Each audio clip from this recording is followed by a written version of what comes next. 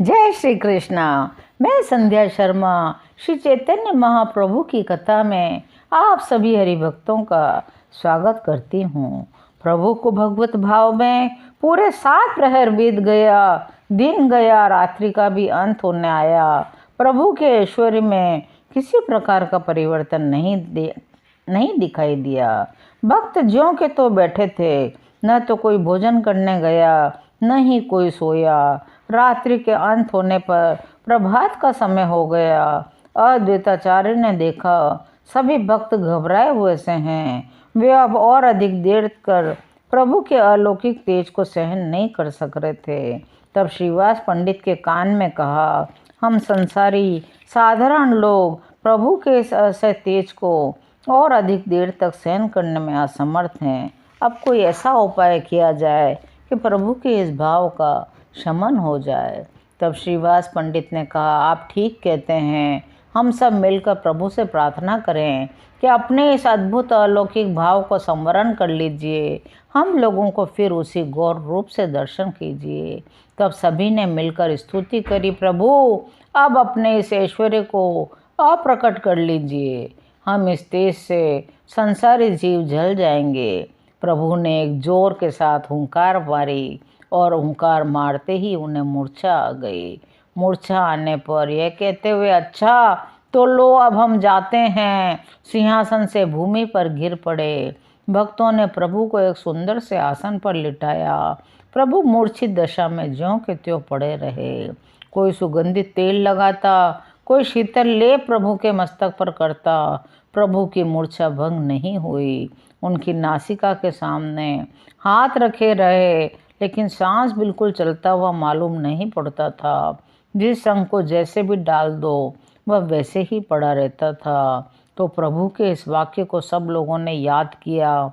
अच्छा तो लो अब हम जाते हैं। प्रभु सचमुच हमें छोड़कर तो नहीं चले गए? नहीं नहीं, यह बात नहीं। वह तो प्रभु के ऐश्वर्य और तेज के संबंध का भाव था। हमारे गौर हरि थोड़ी ही देर में चैतन्य लाभ कर लेंगे। ज्येष्ठ का महीना था। भक्तों को बैठे बैठे 30 घंटे हो गए थे। सभी व्याकुल दशा में प्रभु को घेरे हुए बैठे थे। न कोई शौच गया, न स्नान किया, न किसी ने भूख प्यास लगी।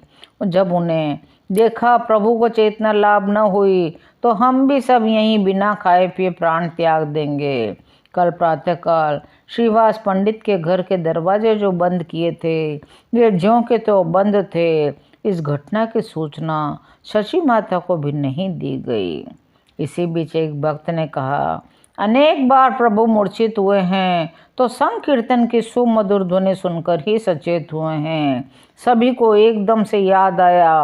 प्रभु को घेर कर संकीर्तन करने लगे। ताल के ताल वाद्य बजाकर स्वर में गाने लगे, हरे रामा हरे रामा राम राम हरे हरे, हरे कृष्णा कृष्ण कृष्ण हरे हरे। इस महामंत्र का संकीर्तन होते ही प्राणों से भी प्यारी धुन को सुनकर प्रभु के शरीर में रोमांच होने लगा। शरीर पुलकित होने लगा। वे भी तुरंत उठ खड़े हुए और भक्तों के साथ कीर्तन करने लगे। इसी बीच प्रभु ने एक जोर से हुंकार मारी। अब सभी प्रेम में उन्मत्त होकर नृत्य करने लगे। पृथ्वी हिलने लगी। ऐसा लगा चारों ओर प्रसन्नता ही प्रसन्नता झूम रही है।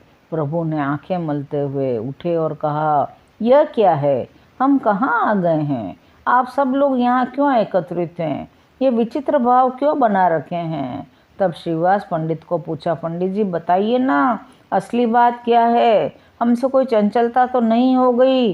ठीक ठाक बताते क्यों नहीं?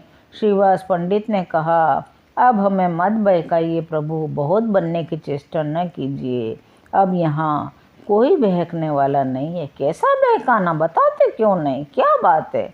कुछ नहीं प्रभु, आप संकीर्तन में अचेत हो गए थे। आपको चैतन्य लाभ कराने के निमित्त सभी भक्त मिलकर कीर्तन कर रहे थे।